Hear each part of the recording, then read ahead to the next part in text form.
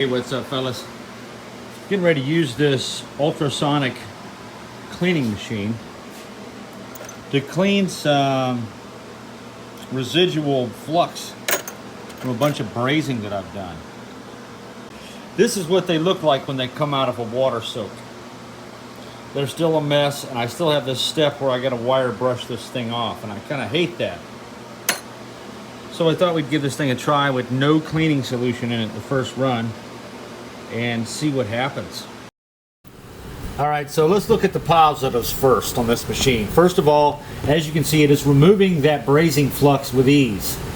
Anyone who's ever done any brazing before, who's wondered how to clean this stuff off, is probably staring at this in amazement because it's a very challenging process. Soaking it in water does not do the job. So this is just water, and it's doing okay. The only problem with this machine is it has a 480 second maximum setting, and it says you can do 2 cycles, but after that you got to let it cool down or else you could burn the machine up. So for industrial cleaning applications, this little machine is not going to work out for you. You'll burn it up, and let's face it, there are some cleaning applications that require several hours of cleaning. So that was the one problem I found with this unit. Okay, so here's what was in this thing. Really nice ultrasonic horn here. I'm liking that. That's a good sized transducer. Here are the circuitry, and got a little cooling fan there, but look at these pathetic air ducts.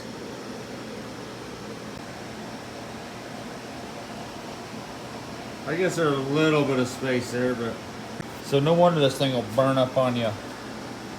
So what I've done here is I'm working on the heating element right now. The heating element connects right here. Okay, so basically these 2 pins right here are the connection for our heater. This right here. So we know we got to get electricity to this thing somehow. So how does that happen? Well, one way is directly from the AC connection input. So if we trace this down, we see that this side right here is one direct input leg to that. How does the AC get to the other side? Well, that's this pin right here. It runs all the way up here and goes through the relay there. Okay? So it goes through the relay, through this gray gap that I drew here, across this resistor or whatever this is. This is a fuse. I'm sorry, that F2, that stands for fuse. That thing will blow up on you if it goes over 15 amps. It's loud like a firecracker. And then we go to here, the other side of our heating element. Okay, fellas, it took a second. Sometimes it helps to trace out a known constituent of the relay. In this case here, I have traced out the DC connection that triggers the relay. That's what these dots represent. I kind of stopped halfway through, and that helped me see through the clutter. And based on what I'm seeing here, our other junk is right here in this gray line. When we flip it over, we can see that is this back corner of the relay. We're going to take another switch, and we're going to put a jumper switch here and here also. And we'll go from there. All right, looks a little messy in here. I had to have that fan rotated that way so the transducer would fit down in there.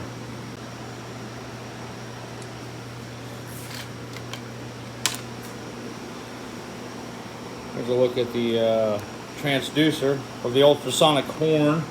That thing was getting really hot. Okay, so this right here is what you call a menagerie. You end up having to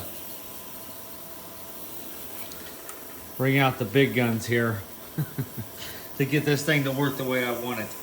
I now have a PID controller controlling the temperature, because the way this thing was set before, you'd turn on the heater and it was just on, and it would stay on indefinitely. So essentially what I have is This thing's set up now where it can run for a very long time.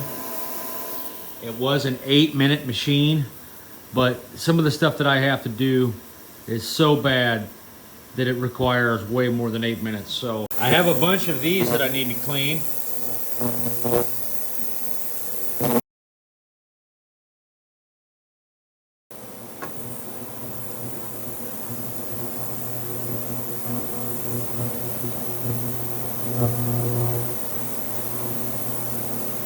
Basically blasted it all off of there already.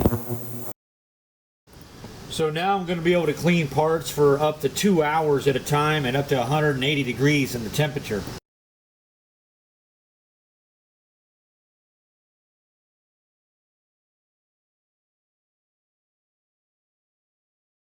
I'll let these things run for 20 minutes and we'll take a look. And if this thing hasn't burned up yet, we know for a fact it's wound for sound. I'm still hovering at 91 degrees on the discharge temperature. So we're not getting insanely overheated or nothing. That's a fantastic sight right there. 8 minutes in. They don't quite look like those two yet, but... Alright, so as you can see, it takes about 40 minutes, or actually it takes longer than 40 minutes to get all of these to look the same. You see how we got the real clean ones in the middle? This is how we started. So, pretty dirty little piece. This is what we were looking like in the water there. And after over an hour, they will all look like the clean ones here. So in my opinion, not doing these modifications just wasn't an option. We could have never performed the task that I bought this thing for in the first place if we had not done this. So if you're thinking about going out and buying this thing and you got some really dirty stuff to clean, you might want to watch this video again and figure out how to do this.